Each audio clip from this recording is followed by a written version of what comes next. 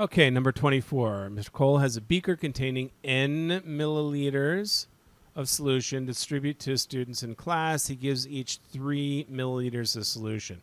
So that means if I define x equals the number of students, then 3 milliliters per student times x students gives me the total milliliters per student, 2 students, and then there's 5 more left over that adds up to the whole beaker of n. Okay?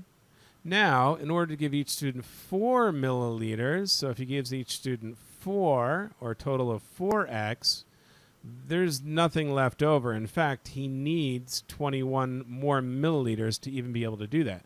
So that means in this case, it's going to equal n plus 21 more required. What do they want to know? How many students are in the class? So we've got 2 variables, 2 equations. We can solve for x, the number of students in class. First thing I'm going to do, I'm going to rearrange this a little. I'm going to subtract the 21 from both sides. So my equations look like they're in the same standard format, and then I can eliminate. I'm just going to subtract the top equation from the bottom equation. That should work out nicely. That 4x minus 3x is x. Minus 21 minus 5 is minus 26. And the n minus n cancels to be 0. So x equals 26 students in the class. Okay? And we can check if that works out correctly. If there are 26 students times 3, that would be essentially 78 plus 5 would suggest n is 83 milliliters. Well, is that true in our second equation as well? 4 times 26, 104, minus 21 is n, which is 83 again. That checks. The correct answer for 24 is D, 26. Okay, we've got 2 cones on top and bottom of a cylinder, which is a grain silo. And what do we want to know? We want to know the volume of the 2 cones and the cylinder, basically.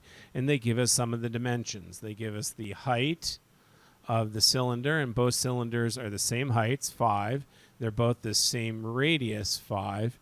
And the height of the, the height of the cones are 5. The height of the cylinder is 10. Okay? So how do we calculate these volumes? The cylinder volume is going to be pi r squared, the area of the base, times the height. Okay, so what is that in this case? That's pi times our radius, which again is 5. It's the same as the cones. 5 squared is 25 times 10. So the volume of the cylinder is 250 pi. Okay. The volume of each cone, well, a cone is simply 1/3 the volume of a cylinder with the same height. So it's going to be 1/3 pi r squared times the height. And I'm actually going to add the heights. Again, they add to 10 because they're 2 cylinders. So it's going to be 1/3 times 25 times 10. So it's going to be the 2 cones are 250 pi over 3. Okay, so roughly pi is about 3. So that's going to be just a little more than 250. And the cylinder is going to be just a little more than 750. So the answer should be just a little more than 1,000. The correct answer is D, 1047.2. Again, I could run that with a calculator exactly, but there's no need to do that. Much faster to estimate.